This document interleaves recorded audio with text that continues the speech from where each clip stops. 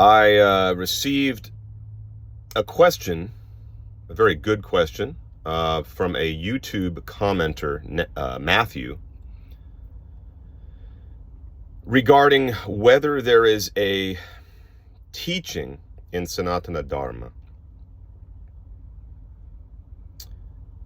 that at least loosely corresponds or correlates in some way with the essence energies distinction in Eastern Orthodox theology. This is a very challenging project here to just to articulate, because there are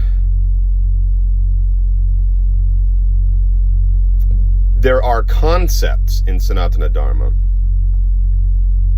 that can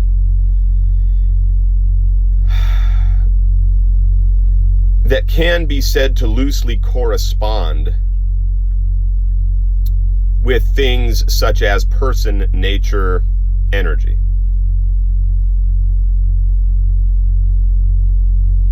But the construction of the teaching is completely different. The way these concepts function are different, and the terminology isn't the same. So we're going to have to keep our dialogue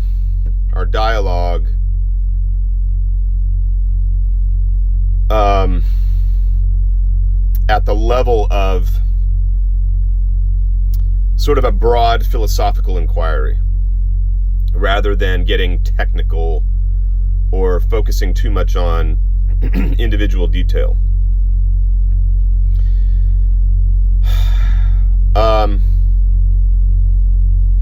I gave this a lot of thought this morning, and I feel like the best approach to answering this question is to give a holistic response, which means I'm going to have to discuss person, nature, and energy. And the best way to do that is to start, I feel, from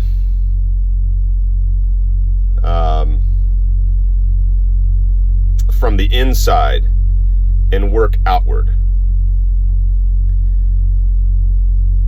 So the best way to do that is to describe generally what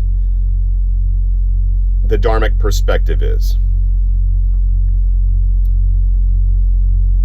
To do that, or at least the school of Dharma that I belong to, the Darshana, to use a Sanskrit term, the philosophical school I belong to,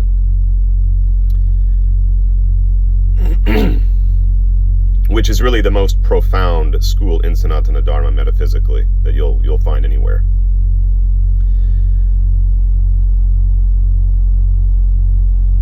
So to start from the inside out,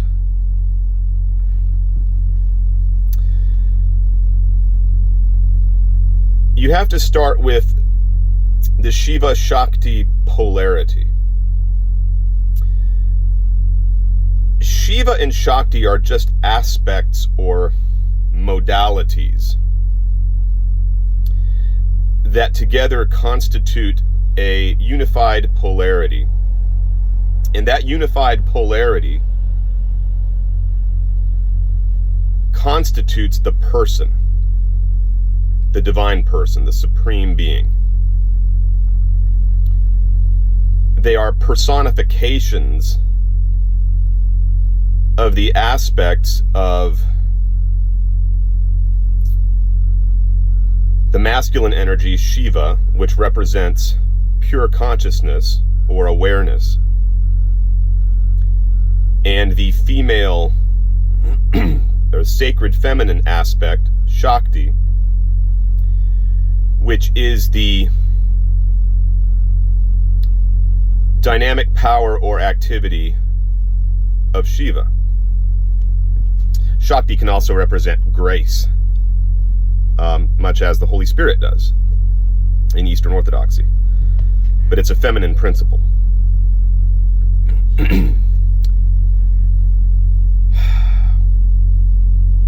What allows God to be a person, even though he is only singular in his aspect as a person,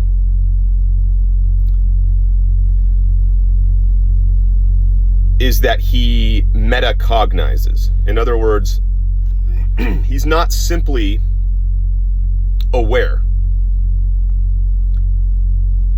I mean, an animal is self-aware. An animal has consciousness. But he is able to metacognize, which means he can reflect on the self. He can reflect on the fact of his self-awareness, on the fact that he is self-aware, which humans are capable of doing as well. So, if that polarity did not exist, you would have a oneness without distinction or differentiation at all, which would be incapable of movement or activity or dynamic power. It would just be an infinite nothingness,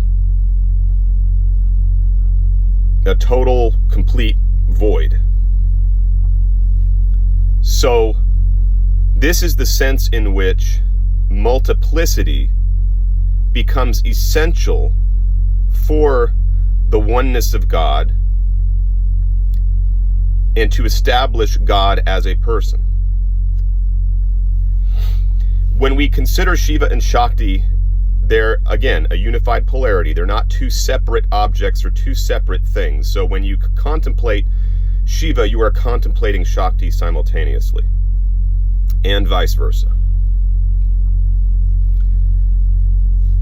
Since Shakti is one aspect of the polarity that constitutes the person of God,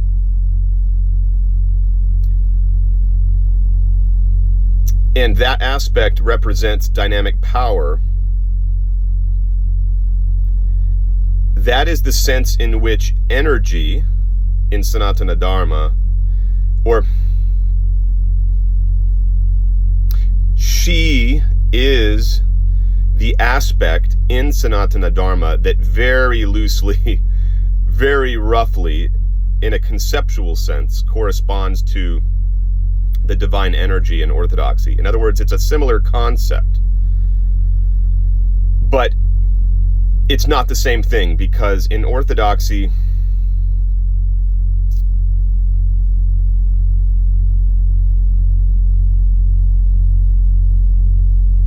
energy is not constitutive of personhood.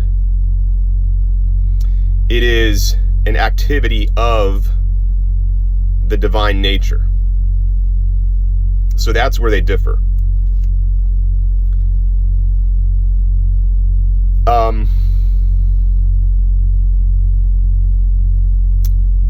And the fact that God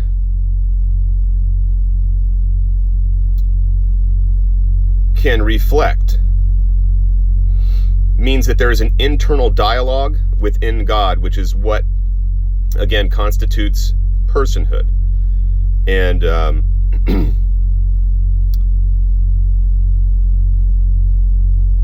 that is what enables him, that is what constitutes his person.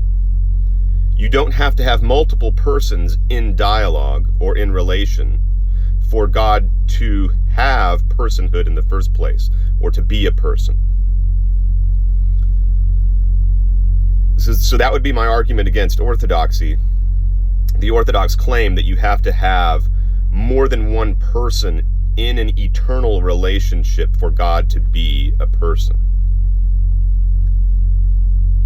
The other problem is that orthodoxy defines persons in terms, purely in terms of their differences, by contrasting each of the person's hypostatic properties by noting the exclusivity of each of the person's particular hypostatic property from the other person's. That does not provide a foundation for explaining how they are actually in relation. If you're merely defining the persons in terms of how they are different from each other. And that's where consciousness becomes a very critical aspect of Dharmic philosophy, which does not factor into Orthodox theology at all. Consciousness does not play a role at all in the Orthodox philosophy of God or understanding of God.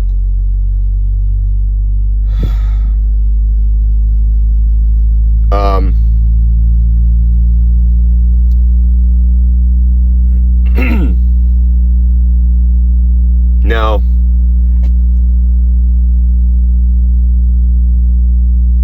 in Eastern Orthodoxy, the nature or essence of God is described and defined as being the innermost being of God, how God is, or what God is in himself. So two things that Orthodoxy claims for the divine essence or divine nature. First of all, that the nature corresponds to the innermost being of God, and secondly, that nature is ineffable and unknowable. In Sanatana Dharma, it's completely reversed. Both of those principles are completely reversed. Number one, it is not the innermost aspect of God. It is actually the outermost aspect of God. Whereas the person of God is the innermost aspect of God. It would correspond to what I would call the core subjectivity of God, the person. Whereas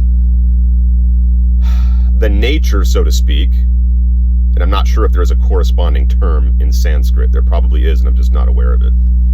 The nature is God's cloak, his garment, or his body. And that corresponds to consciousness per se. The person of God and the nature, or consciousness, or the body of God are not two different things, because there is no duality in Kashmir Shaivism or Sanatana Dharma in general. So you can't have you can't use any of the familiar dualities that you find in Western philosophy or Western religion to describe the difference between person and nature. You can't talk about the difference between the dual contrast between, say, spirit and the material world. In Sanatana Dharma, there is a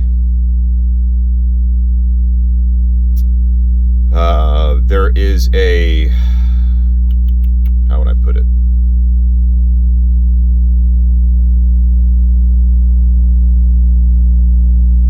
A continuum.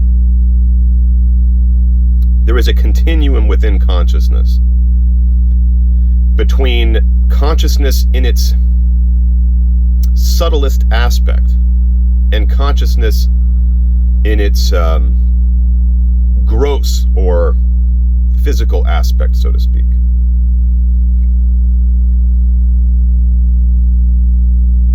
Consciousness is inherently volitional, and so that is what I refer to as the core subjectivity of consciousness, which corresponds to the person of God. And consciousness is infinite, unbounded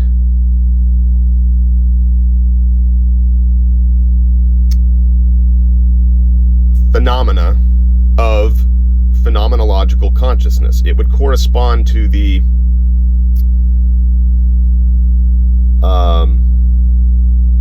roughly to the unified field theory of quantum physics.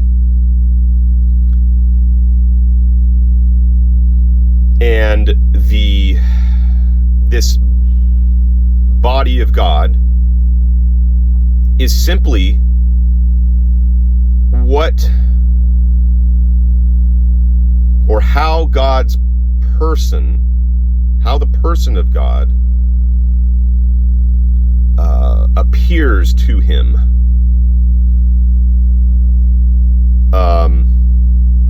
And then the so-called physical universe is how his body appears to him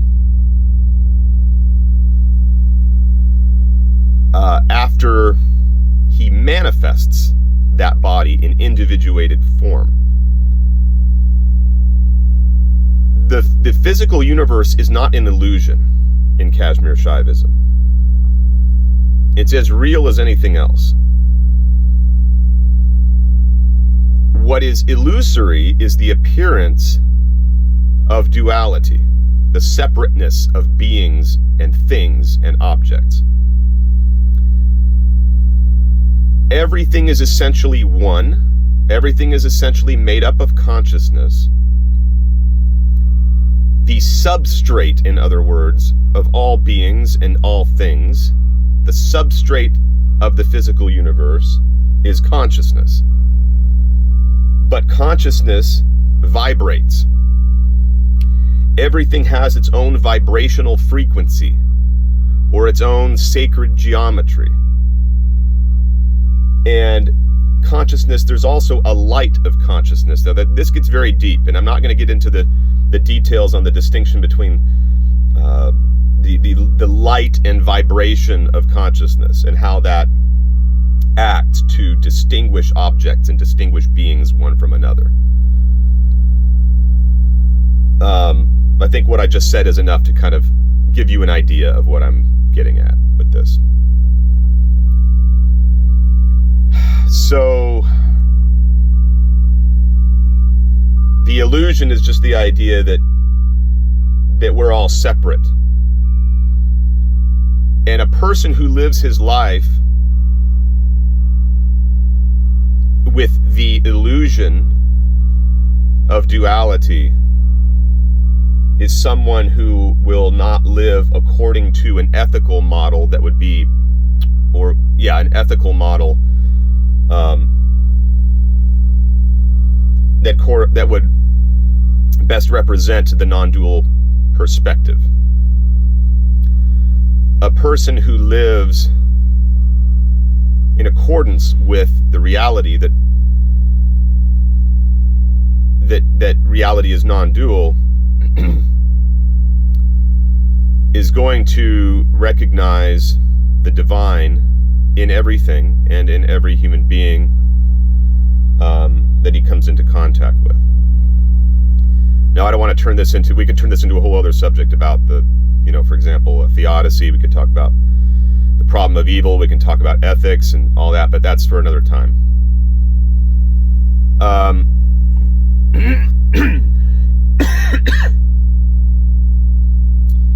So, the being of God or consciousness constitutes that to the outermost aspect of God, to God's body. Whereas the person constitutes the inner core of God. Whereas in Orthodoxy, it's the essence that constitutes the inner core of God, and the persons exist more on the periphery.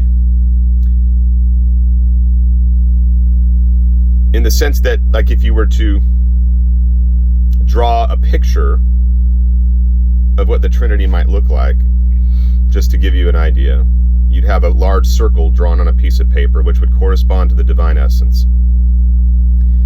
And that same circle would correspond to each of the three persons, So just imagine that the three persons are also this circle with the same diameter, the same circumference, overlaid upon the circle that represents the divine nature, because they possess, according to the Orthodox teaching, the nature in full.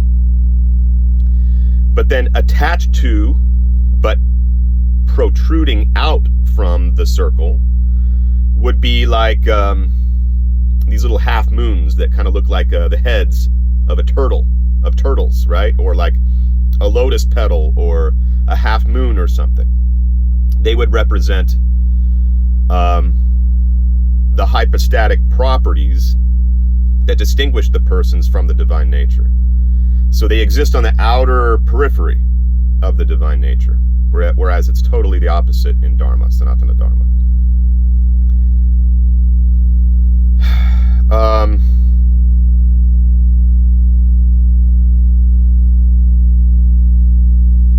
And as I said again, whereas Shakti is one of the two aspects that make up the polarity that constitute the person of God, that is something altogether different in Orthodoxy. Whereas in Orthodoxy, the energy is simply the energy of the divine essence.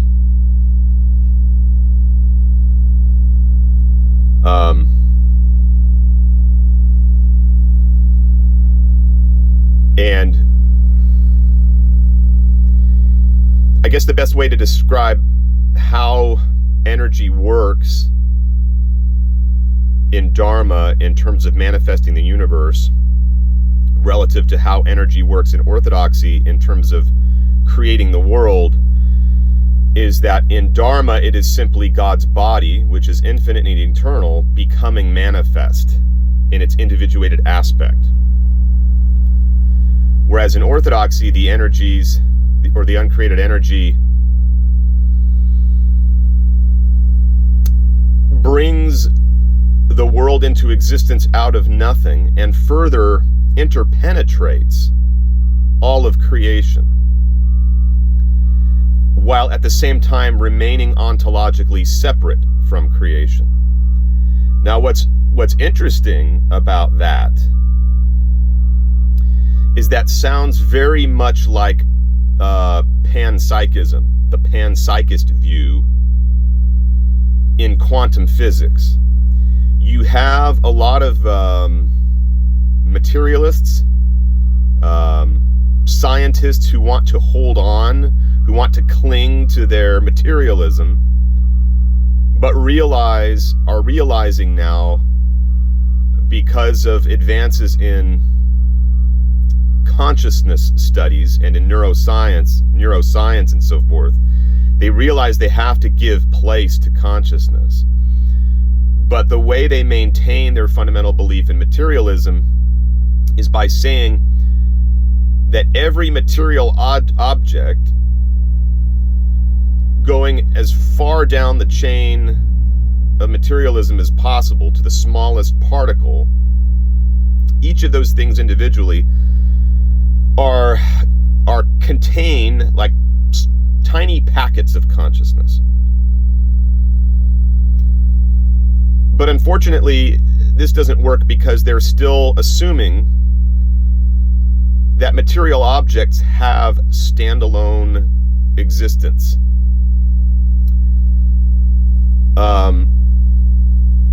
And I would say the Christian view of the divine energies interpenetrating all things while remaining separate from all things is the same thing applied to Christian theology. It's the same principle as panpsychism in the realm of modern science or modern quantum physics. The answer to that dilemma is that everything consists of consciousness. Everything is consciousness. It's not that material things contain consciousness. That's something I can get into more detail on in future series, where I discuss studies in consciousness and the philosophy of consciousness and where science is going related to all that and so forth. I have an author that I definitely recommend on it too.